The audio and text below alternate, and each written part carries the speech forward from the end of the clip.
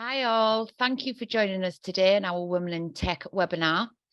My name's Leanne and I'm the Senior Account Manager at Just IT. At Just IT, we are passionate about getting more young people into apprenticeships and particular focus on more females into technology positions across the UK. Today's focus will be on women of all ages looking to explore, hear or get advice about how to get started in a tech career. I'm joined by our Senior Candidate Management Executive, Nina, who speaks to all of our candidates when we are advertising our apprenticeships, and she will be having a chat with our apprentice on the webinar today. And Leah is our Senior Marketing Executive and our Woman in Tech lead, who puts all of this together, and she'll be managing the chat today. So today we are joined on the panel by Emma Church, who is a Group Software Solutions Manager at the AST Group. We have Acua, who is a Senior Analyst at the London Stock Exchange. We have Jamie, who is a Data Analyst and owner of Excel Ninja, and Katie, who is Head of IT and Change. We will speak to all of our panelists first, and then we will go over to Nina, who will speak to Chantel, who will talk about her current apprenticeship. So thank you all again for joining us. Firstly, I would like to introduce to the webinar Emma Church, who is the Group Software Solutions Manager at the AST Group. Emma, thank you for joining us. And if you could just introduce yourself to everybody on the call and a brief background on yourself and your role. Absolutely. Hi, everyone. So I'm Emma Church. A little bit about myself. I'm the Group Software Solutions Manager for a company called AST, who are a satellite communications company. So we provide SATCOMs globally to users in remote locations. So within my role, I manage a team of software developers, testers, and apprentices. I was actually only planning on joining AST for a year. So I joined in 2007, expected to be there for a year as I was going to go to university and become a teacher. And at that point, I hadn't not much knowledge of technology at all, or even considered it as a career. But after staying and joining AST and the options that were there and available to me through the employment, I decided to stay and become a project manager, completed business analyst. I've learned coding, and yeah, so I'm still there today, 15 years later. So it's been a good journey, and yeah, enjoying it completely different to what I planned on doing. And just to add to that, as well as being very, very busy at work, I'm also now actually an apprentice myself because I'm completing a level 6 management degree. So definitely keeping myself nice and busy. Amazing. Thank you. So Emma, you've mentioned a little bit about the different roles that you took in AST to get to your current role. Yeah. How do you think they supported you, and how do you think the skills you learned from each of the different roles has assisted you into the management role you're doing now and getting you onto a management apprenticeship? I think since joining AST, they've always been very passionate about professional development, and I have always been very driven and pushed myself as hard as possible. So when the opportunities arose at AST to join the information systems department, and then completing more project management based roles, any courses I was able to go on. So completed Prince 2, I've completed Agile. So through work, I've gained the experience as well as the qualifications, which help enable me to complete that role. Okay, amazing. Thank you. And what sort of programs do you use in your current role? So my current role, because I'm more from the management side of the team, it's mainly tools such as Jira and Trello. So we use Jira from a developer perspective, and because it integrates with other tools that we use, and it's easier to raise tickets for the developers to work from and time and manage their time. But then we also use Trello from a delivering progress and roadmaps to the business, because that's easier for them to see and understand. So they're the two sort of main project management tools, other than the standard Microsoft stack and a few of our programming tools we use. That they're the main ones. Amazing, thank you. And you mentioned you manage a team, and you also mentioned you have apprentices, which I've been fortunate to support you with. Thank you. Why do you think it's important that not just apprentices, but you bring in entry-level employees into the organisation? So with the apprentices, we currently have 6. 2 of them are now completing their EPA, so they're towards the end of their apprenticeship, and the other 4 are about a month or 2 in, so quite new. But the benefit that we've found is that we've got the team of experienced developers in-house that can mentor the apprentices. They can work to how we work. We've had one of our apprentices did come from university, and he'd completed a degree in computer software. However, that was very different to the actual practical and real life experience that we have. So with him coming to us to do the apprenticeship, he can actually put that theory into practice whilst learning the ways of the business and how we work.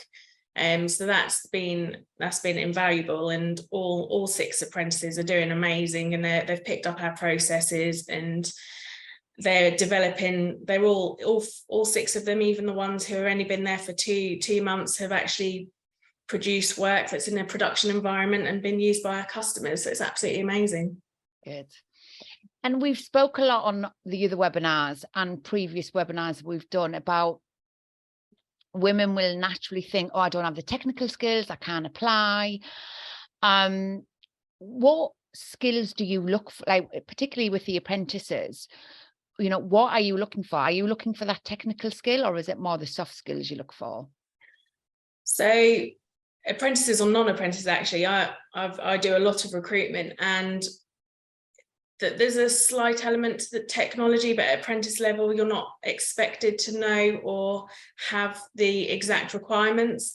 It's very much a soft skill. Even for the developers that have 20 years experience, the soft skills are so important, because it's not just the being able to do the work, it's the work environment as well, and everyone having to get along. So if ever there's a role that you look at and you think, well, I can't do this, this, and this, it's if it's an apprenticeship in particular, then you're not expected to be able to do that. Otherwise, you wouldn't be looking to doing an apprenticeship. So no, I do look at both, but soft skills for me are probably more important. Amazing. Thank you so much. So thanks for that, Emma. And if we've got any questions, we will come back to you. So now I would like to introduce you to Akua. Akua is a senior analyst for the London Stock Exchange, and does amazing work, not just about raising the profile of women in tech, but also for diversity across the board in tech.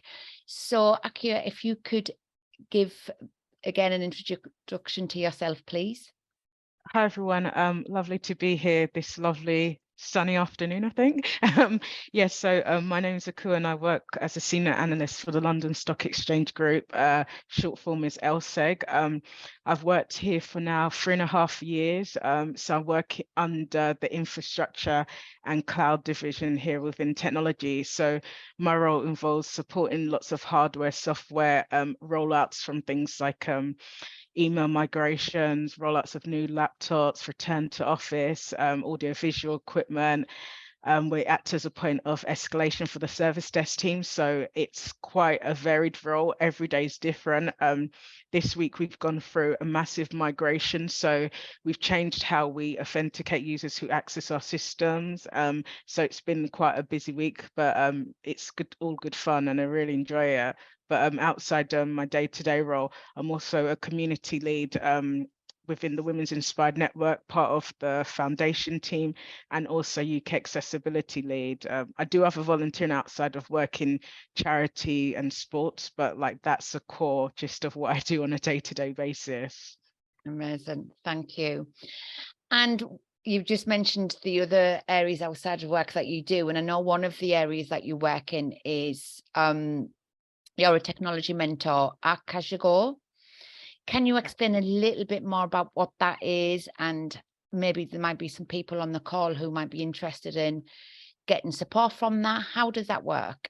Yeah, sure. So Kajigo, it's a combination of various things. So it's a mentoring program for the moment. So we're going to finish the first ever mentoring program for it in December. But part of Kajigo is trying to kind of get a lot more women and young girls into STEM careers, and it could be various careers, whether it's anything from UI, UX designer, front-end developer, software engineer, data analyst, but also as part of the Kajigo program as well, every week there's different kind of talks. So there could be anything about coaching, imposter syndrome, how to build your skill set, how to develop your elevator pitch, how to work on your brand. So for the whole kind of 16 weeks program, there's a Tuesday and a Wednesday session. The Tuesday session, sometimes you get to hear from some of the mentees as part of the program and see how what their thoughts are, why they joined the program. So it's really empowering hearing from different women and also men, because don't forget, men are allies and advocates for women in technology as well. So it's great to hear from so many empowering mentors, mentees, and see how they've developed over time. Like some of the stories that have come out of it so far, that there's quite a few women that have changed jobs, pivot into tech, and are just like doing amazing things. One of even the mentees who's on this call that I think I saw her pop up 5 minutes ago, like literally she's been recognized for a community award as well. She's amazing, always uplifting others. So it's kind of helping others out, and it's such a great scheme, I would say, and I highly recommend when the next cohort comes through that people join, because it's just about helping and supporting others. And it's so important because it's not just about your career, it also gives you that element of personal development too. Amazing.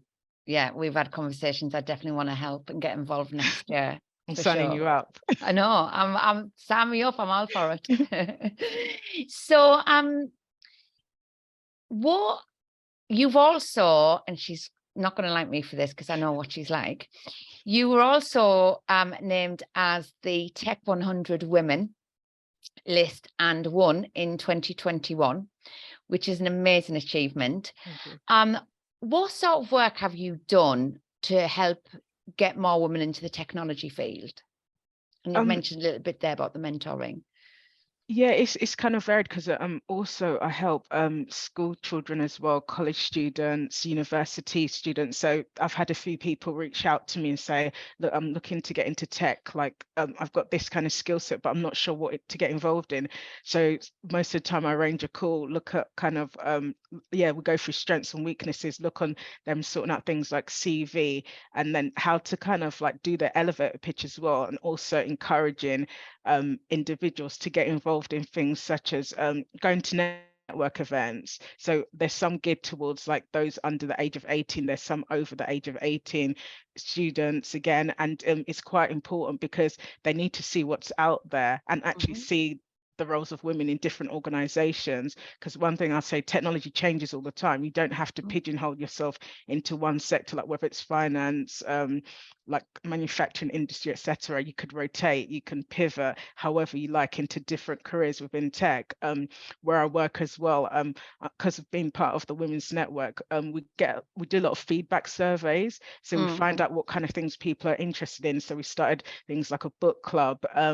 We do things such as coaching sessions as well. So anything that we could help to kind of build them up in their careers, because it's kind of like within your career, you just don't need just a mentor. Sometimes you need a coach, you need a sponsor and an advocate. And what I'll explain the difference between them: a mentor will help you more in your career, a coach will kind of help you kind of work through solutions. They're not going to give you the answer, but they'll coach you through maybe some barrier you have, whether it's something like imposter syndrome, etc. Or yeah, and they'll coach you into like personally and professionally.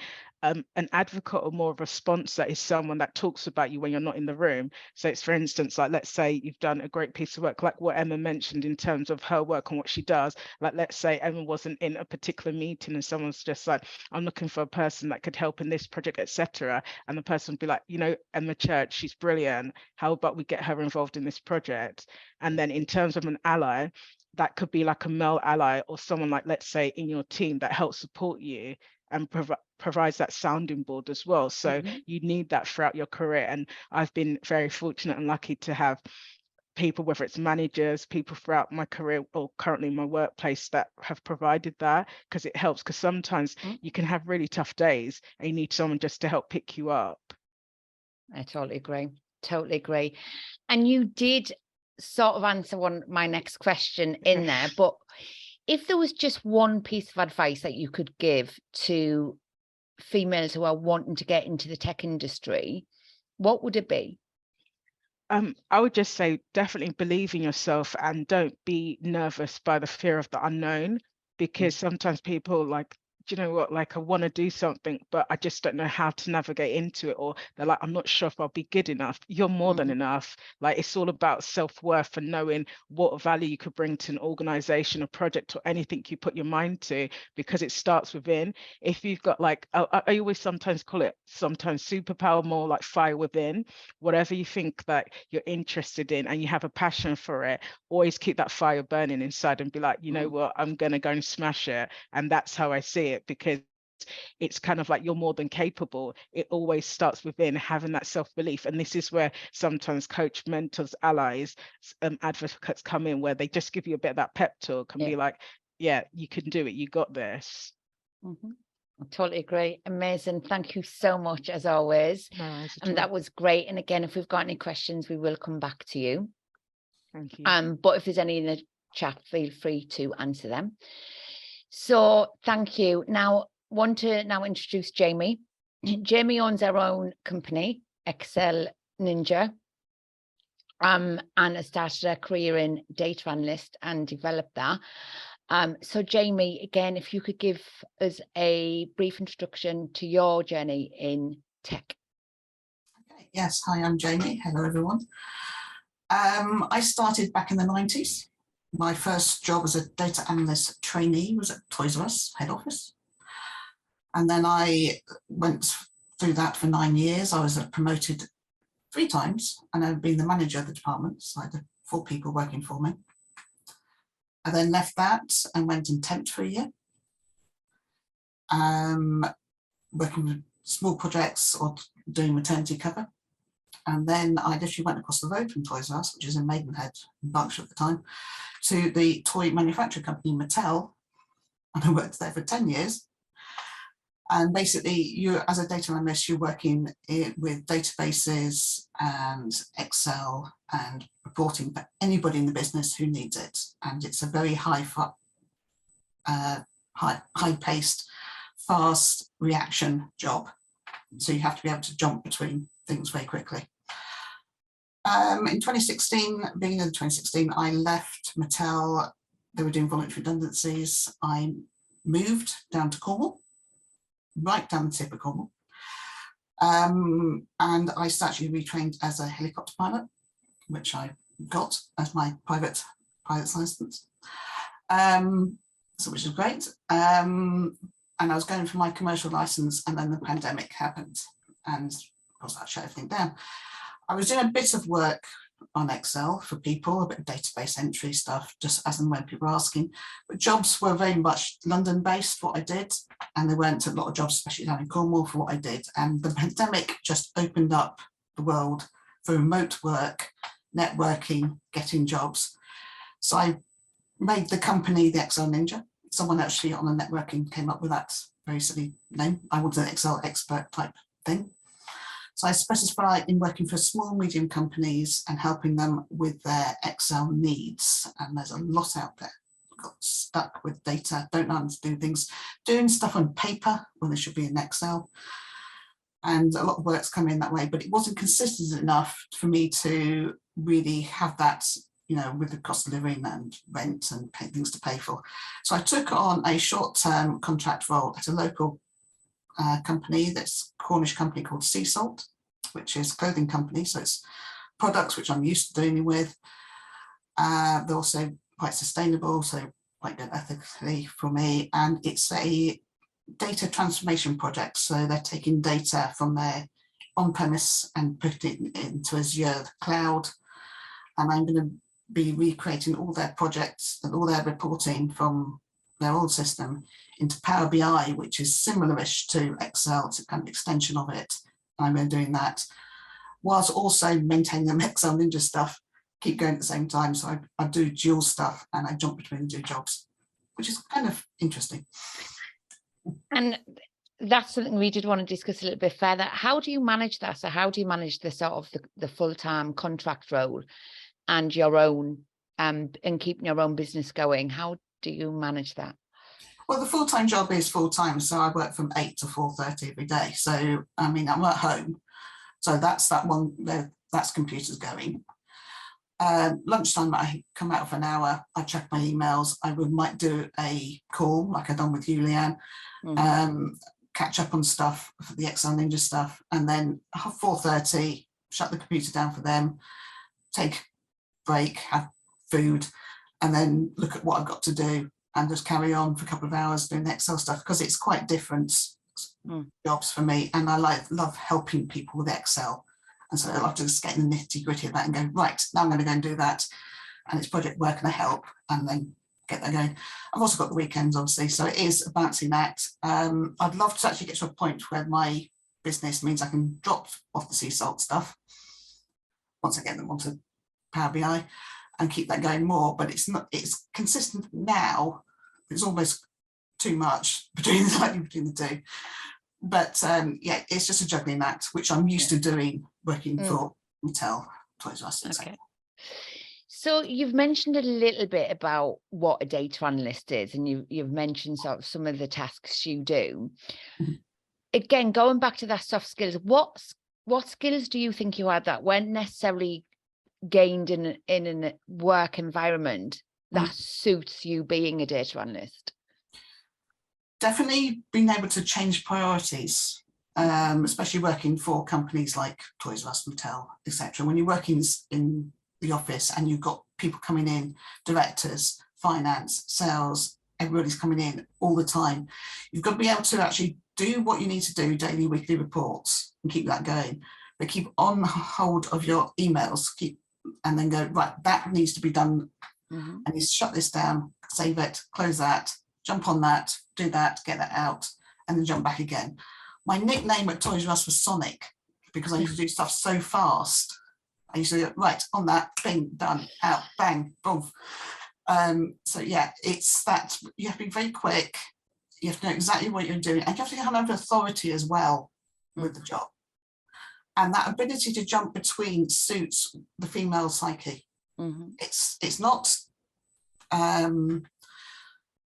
working too much at the same time, you know, that juggling thing. It's that ability to go, right, I need to shut that down, do something else, go back to it.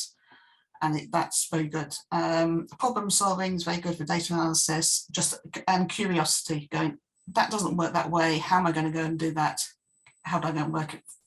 The formula is a macro, that thing, how do I make this better as well? And that how it comes as well. Not going, oh, I know everything, because I don't. I'm learning more Excel stuff every day, just doing my job. So it's a constant learning.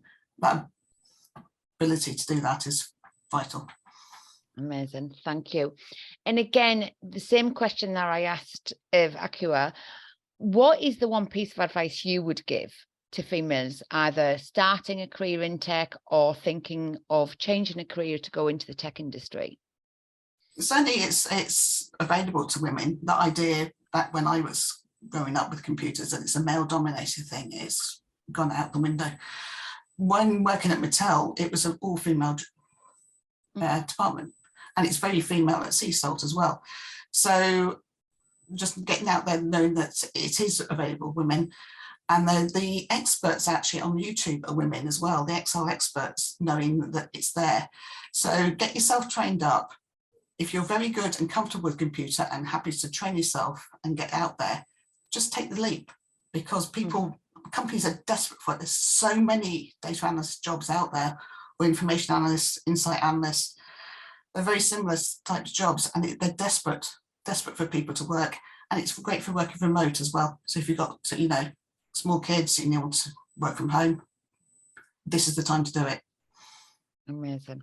Thank you so much. Okay. And again, if there's any questions, feel free to answer. And then if there's any at the end, we will come back to you. So thank you for that. Finally, let's meet Katie. Katie is Head of IT and Change at Belasco. So Katie, again, thank you for joining us. If you could give us an introduction to yourself, please. Yeah, sure. So very nice to be speaking with you all this afternoon. As noted, I'm Katie Wilby. I'm from Solihull in the West Midlands originally, but currently I'm based in Guernsey in the Channel Islands. And as noted on the slide, I work as Head of IT and Change at Belasco. So I'll just quickly give you a couple of bits of information about Belasco. So Belasco is a financial services business offering fund and fiduciary administration services. Our headcount is about 109 people. We're spread across 4 jurisdictions, so UK, Jersey, Guernsey and Luxembourg. It's a very fast-growing business. So I've been with the business now getting towards 3 years, and in that length of time, the headcount has tripled and our jurisdictional spread has doubled. So it's a really, really exciting place to be. And yes, within my role as Head of IT and Change, I have kind of various responsibilities that sit across each of those jurisdictions. So I guess in a nutshell, I'm responsible for setting and delivering on the strategy across IT, business change and data, as well as managing the ongoing operations of our key platforms and technology. So it's a bit of strategy, a bit of operations, which I always like.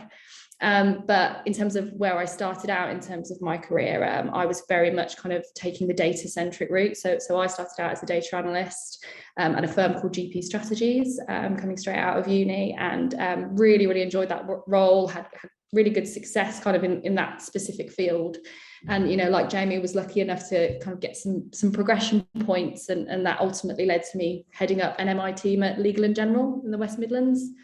And it was at Legal & General that the scope of my role started to expand a little bit, and I started to be more kind of broadly involved with IT and business change, not just the data side. But I would hold firm that really, you know, data is at the foundation of everything in terms of tech. So, you know, I'm very much very passionate about data as a whole.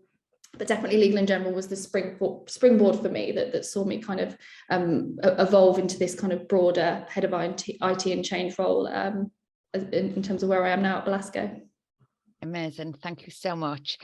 And you've said a little bit about your duties and your day-to-day role, but what does IT and change mean in an organisation? I ask myself that question sometimes. It evolves over time, and it changes from business to business in terms of the specific strategic objectives. But, you know, fundamentally, you know, and in a growing sense, IT and data and the change control you have around that is one of the kind of foundational elements of every business. And that's, to Jamie's point, is why data roles and tech roles are in such high demand, and it's such a lucrative industry, I think, to be a part of. But yeah, I think the reasons it's so important is that, you know, as we evolve holistically, you know, as societies, we are more and more data-centric in our approach and data-driven in terms of our decision making. We want to do more things with less time, which strengthens the need for automation. Businesses want to do things more quickly and at a cheaper rate, which again strengthens the argument for automation. And then as we evolve as societies as well, the need for governance and audit trail is crucial. And that really kind of gives rise to enhanced information systems and technology platforms that allow you to capture and control and analyze data. So, you know, at a kind of base level sense, I think that's the why. But then there's definitely nuances to the kind of strategic directions that different businesses and different industries take in terms of how they wield data and technology to their advantage. Amazing, thank you so much. So again, you mentioned you started out as data analyst and you went to university. Did the subject you study at university link into data, or was that a different path you chose? It was definitely relevant. The particular degree course that I chose was business information technology. And so at its core, it's an IT course, but what it has is a strong business governance and project management steer at the same time. And I really couldn't recommend hybrid studies like that enough, because they really provide you with a good kind of set of complementary skill sets that translate really well to the workplace. It's always a bit of a shock, I think, when you go from academia into work, and it's an adjustment, but I definitely think that was a really, really good course for me to be doing in terms of having those transferable skills. But yeah, that course, in terms of its content, it had the business side, it had the project management side, but I also explored all sorts of different programming languages. So I looked at SQL, C++, Python, and so I was looking at data analytics, web development, all sorts of things like that. So it kind of allowed me to dip my toe in all sorts of different areas that I could get involved in terms of programming, and that really helped me kind of fine tune my path. It was like, right, okay, I know what I want to do. I want to do data. Yeah, definitely helped me kind of get onto that career path. Amazing, thank you so much. And then finally, same that I've asked the other panelists, what one piece of advice would you give to a woman who either starting out a career or wants to career change into tech? What advice would you give? I think it's a really good question, and I wholeheartedly agree with all the prior answers, so I'll try and come up with something a little bit different. I think what I would maybe say, speaking from my own experience, kind of building my career from scratch in this particular field, is that, and you know, I'm probably a bit biased saying this, but people who operate in this industry are generally, you know, so thirsty for knowledge. They love learning and they love sharing that knowledge. You know, Jamie's case in point there, you know, talking about the work she does, kind of extracurricular, if you will, or, you know, extra hours bolted onto her day to help people with their Excel queries. So, you know, make connections, reach out to people in the industry and ask questions, because there, you know, there really will be a queue of people that are ready and willing to support you in this field. And I know I certainly wouldn't be where I am today if it wasn't for people mentoring and coaching me and helping me build that confidence, as Akua said earlier, to kind of push on and move forward. So I'd say, yeah, you know, work to build connections and kind of take that leap and ask people for a hand, and I'm sure they'll give it. Amazing. Great. And just on that, we have put all the links to your all your LinkedIn profiles in the group chat. So to take that advice on board, if anyone does want to reach out and start developing them networks, the information is available to you. So now I would like to introduce my colleague, Nina. As I mentioned earlier, Nina is our senior account manager. Sorry, she's our candidate management executive.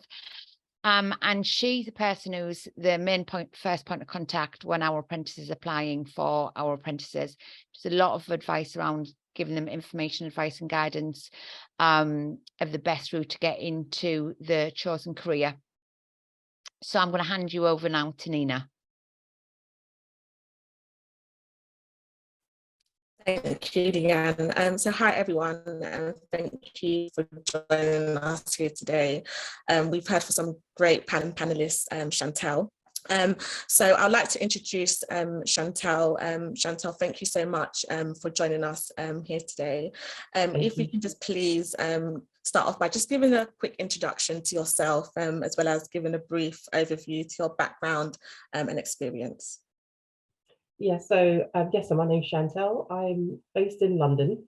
I originally, well, up until this year, I was working in finance, in financial education and financial planning, and that for about 5 years before taking the leap into tech. Last October, I joined the 12-week boot camp to learn the digital skills that I would need to get into a tech role.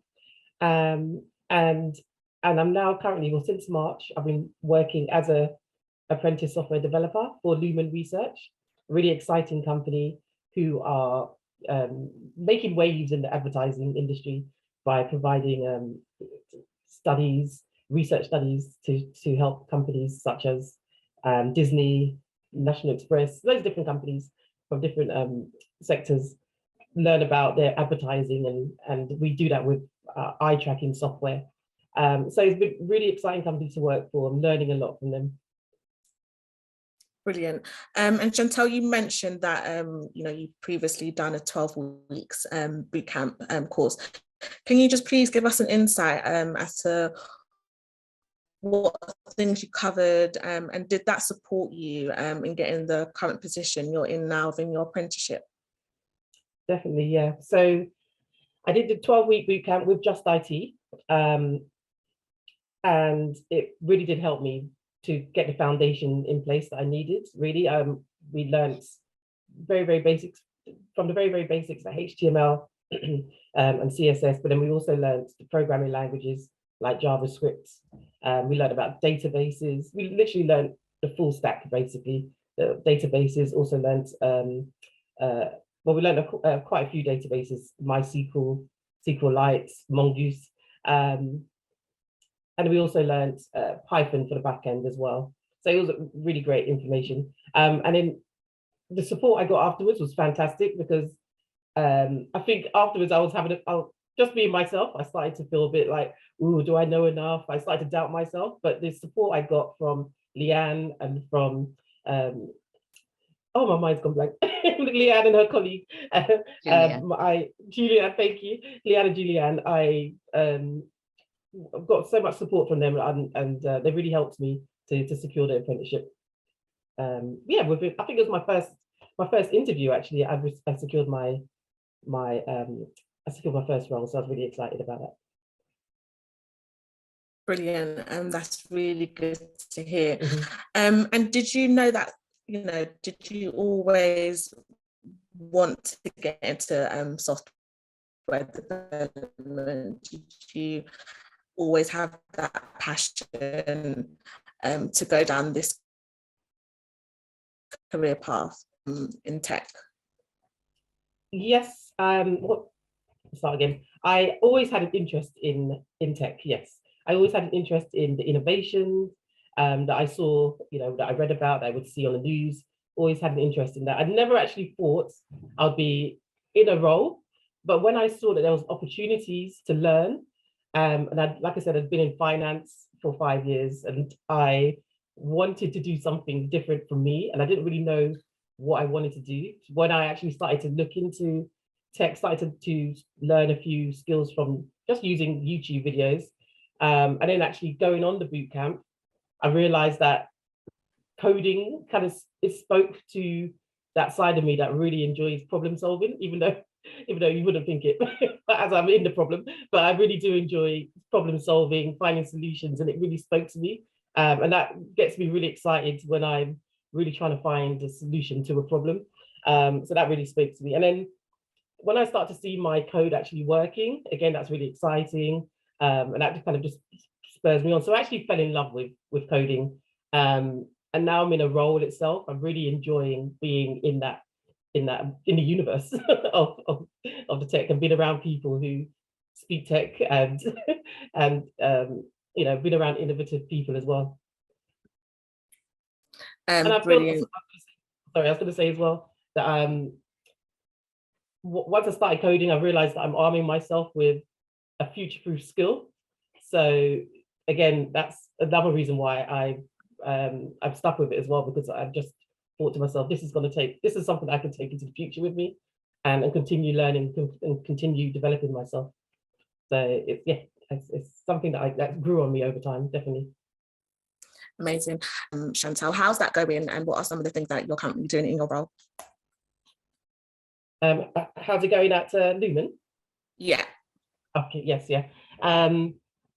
It's going great, it really is. So alongside my everyday tasks that I do for the business itself, which is preparing web pages for the studies. I am also learning the end-to-end process of projects, of creating projects, building projects. So I'm learning how to plan a project, design the product, developing the products, and then all the way to deployment. So I'm learning the whole life cycle. And during the apprenticeships, we have like week blocks where we work with Just IT, and we have a study week. So one of the weeks, or my first week with Just IT, was to learn C#, which is a completely new programming language. Hadn't learned that one before, so that was quite exciting. And I actually really liked C#. For some reason, it just spoke to me. So when I got back to work and we spoke about what I'd learned, between me and my manager, we decided to create a project using C#, which will be, and the project I'm working on will be something that's going to be used by the business once I'm finished with it. So I'm really excited about that. So I'm learning, working and learning C#, AWS, Amazon Web Service, which is the serverless cloud-based, and then also databases as well. So I'm learning all about the back end, and we've already decided that my next project will be a front-end project using React. So I'm really excited. I'm learning a lot of really useful skills. Amazing. Chantal, I'm going to take over because Nina's having Yes. issues with her internet, which is problem. typical when we're on a webinar about technology, that she has technical issues. So just another couple of questions for you, Chantal. So you've obviously gone from doing the boot camp into the apprenticeships, and it sounds like you're learning and doing like some amazing work. What advice would you give? Because you did a complete career change as well, didn't you? Yes. So what advice would you give to people who are out there who know they want to change the career and know that, like you, there was something about coding or whatever area of tech that you want to go into? What do you think? What advice would you give to them people to maybe follow that passion or follow what they want to do? If it's something that you know that you want to do, follow it, go ahead and do it. I mean, if you know that you can't dedicate, full time to 12-week boot camp, there are other resources out there. You've got online boot camps, there's a website called Free Code Camp that teaches you to code for free. You've got YouTube videos, Udemy. So there's a lot of opportunity to learn, and you just give it a go, and learn what you can, build projects, and just take it from there, really. My thing is just go for it. And I think what you've just said there, because I think that's the one thing when we've had discussions before, you always just had a belief that would be okay, and that you could do this and you would get the career you wanted, and you just had that internal belief that you can do this. So I think that's quite important as well, that people have that belief. So thank you so much. Really lovely to hear that you're doing so well. Never doubted you wouldn't. So so obviously we've talked today about data analysts, we've talked about IT and change, we've talked about software. There is a lot of pathways into the tech industry. And someone mentioned even yesterday on our webinar, if you think about banks now, banks are almost moving away from being financial, or they are financial. But if you think, almost most of what they do now is actually through your online banking, it's through an app, it's moving away from that retail. So tech is just moving into every aspect of what we do. So you can see now we've got that's all the sort of areas you can get into in the tech industry. So you've got cybersecurity, you've got a gaming programmer, you've got radio network technician, software, digital marketing, mentioned data analyst today. So there's so many pathways. And the advice I think we would give is, if you're looking, whether it be an apprenticeship or you're looking tech, if you go onto the National Apprenticeship website, all the available apprenticeships are on there. Now, it might be that you want to go down the academic route, but think about what job you'd like to do afterwards. That will give you an insight into that. So I would highly recommend registering on the National Apprenticeship website. You don't have to apply for vacancies, but you can also put your location in, and we'll search vacancies to your local location. So whether you want to go down the apprenticeship, obviously for the apprenticeship route, it is, I would say, one of your first point of contacts, because it will give you what vacancies are in your area. But even if you're going down an academic route, but think, what job do I want to get from my studies in tech? That will give you a really good insight into the type of jobs and what the duties are and what skills are required. So I would highly recommend you look at that website. So I believe we're looking at, so just had a question in. So Chantel, I'll ask it of you. I know I can see you furiously typing, so I'm going to ask it of you as we've got a little bit time left. So it's been asked, Chantel, what sort of projects have you done in your apprenticeship? Is it like website building?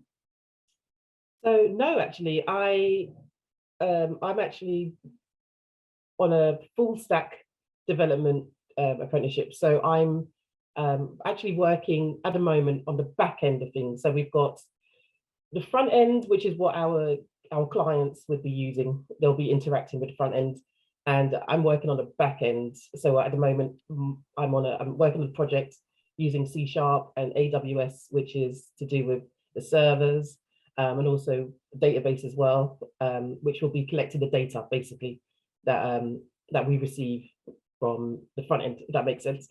And the front end will be not building a database, but more building a not building a website, but building more of a web app for our clients to use, or adding to the one that we have already, if that makes sense. So it's more than just website building, definitely a lot more. Okay. So you mentioned their full stack, and I remember when I first started dealing with the software apprenticeships, when people were like full stack and languages and C#, I was like, well, why do you need German and French for computers? Didn't have a clue at all. Now I'd like to think I'm a little bit better than that. However, so on the apprenticeship, that gives you the overview of all aspects. Is there a particular area you want to go into? Do you want to do sort of front, middle, or back end, or will you continue just doing full stack? So when I finished the boot camp, I was determined I'm going to do front end. I really like front end. I like the creativity. I want to, build web apps. I want to create websites. That was really where I was going. But since being on the apprenticeship, I've really enjoyed learning about the back end. So I'm like, okay, so maybe I do like full stack. And one of my personal goals is to create a app for teenagers so they can learn money, financial education. So learning this is I'm actually starting to plan my own personal project as well through the things I'm learning through the full stack. So actually, I think I'm going to stick with full stack. Amazing. Thank you so much. No problem. Oh, and then we had Emma, I can see you've answered that question on the chat. I don't know, do you want to we do have a couple of minutes. Do you want to have a couple of minutes of chat about that on camera, or are you okay? Yeah, no, I can do. So yeah, my first position at AST was a data administrator. So it was primarily looking after our third-party software that we had in the business. And I was very much in a supporting role for the IS team, really. So I did have to do a few database sort of changes here and there, but I had absolutely no experience in databases or SQL or anything, even having to look after a system at all. So it was all completely new. But because the company had processes and procedures and in-house training, then that was something that I was able to do. So getting to a manager position, it was just, I suppose, the drive I had and aspiration to push myself further and further, took any opportunity that I could.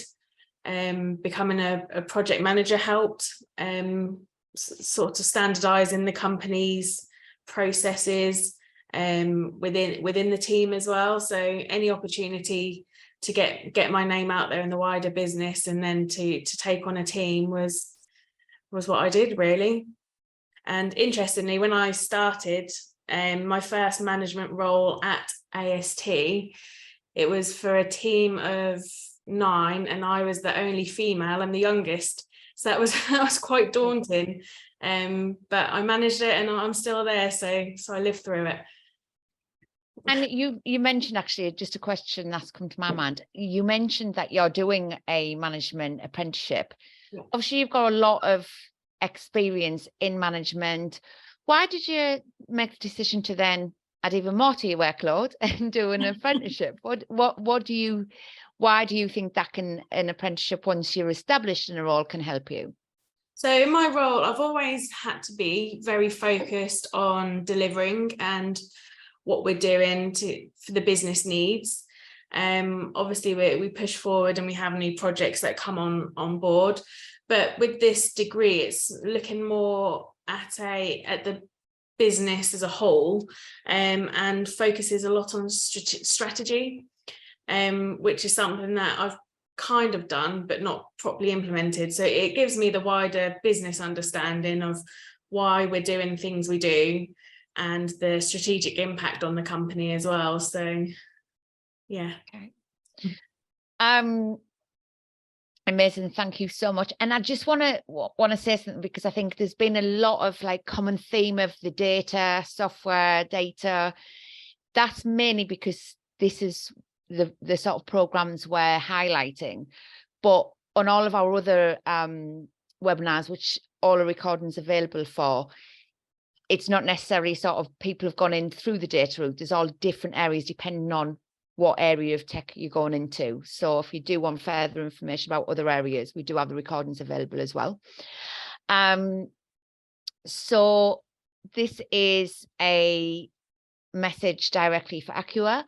What inspired you to want to get involved in so much with diversity in tech? It's so amazing what you do. You should be super proud. It's true.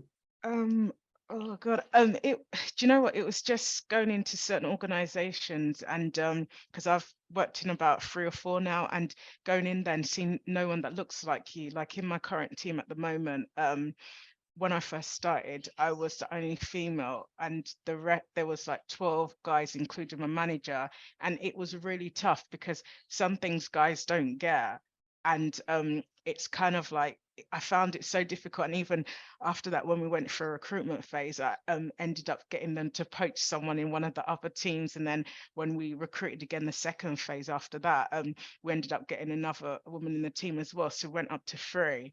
And it's kind of like it made the team better because it's diverse opinions, and so it kind of it helps out a lot, because it's kind of like when you're a young child as well, it's kind of like there's a line about like young girls with dreams become women with vision. So it's kind of like when you don't see certain people like you find it hard to relate, and you feel like, what am I doing wrong, or will I be heard? And so through that, I kind of like I challenge a lot of decisions. Like sometimes like I was borderline of risky, where I was just kind of like, I'll take the hit if it goes wrong. But to be honest, I didn't care, because I knew that what I was doing was right. And it's about like bringing certain values and integrity to an organization and sticking to what values they portray out there. I want us to be like the best individuals in the organization, and also promote that outside. We won't encourage or get the best people in if we don't demonstrate certain behavior. So for me, it's just so important. And like if you speak to some of my colleagues here, they'll be like, yeah, she'll fight. And I will, because if I know something's right, then I'm going to keep like knocking at the door. They could keep closing the door, but I'll come back again. I'll go to next door. I'll go to next door. And that's what I've done with decisions. Like even I don't know if it's okay to say this, but we do quite a lot of stuff on women's health. So we started to bring something around the menopause policy. We never had it before. And so bring that into an organization, it's like, how can now male colleagues help their female colleagues in the organization? And it's so important, because that's how you get the best out of people, where you give them that great work-life balance and let them bring their authentic self to the office.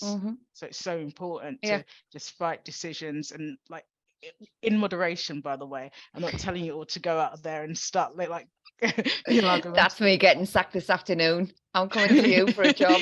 Yeah, so in moderation, but if you feel like something's right and you want to challenge it, go with your gut and do it, and just be careful in your delivery, because I've learned over time it's how you deliver a message as well. It's not just by taking on a challenge, proposing something, it's how you deliver it to your audience, to know who your stakeholders are, who you're speaking to, and then go from there. And best of luck.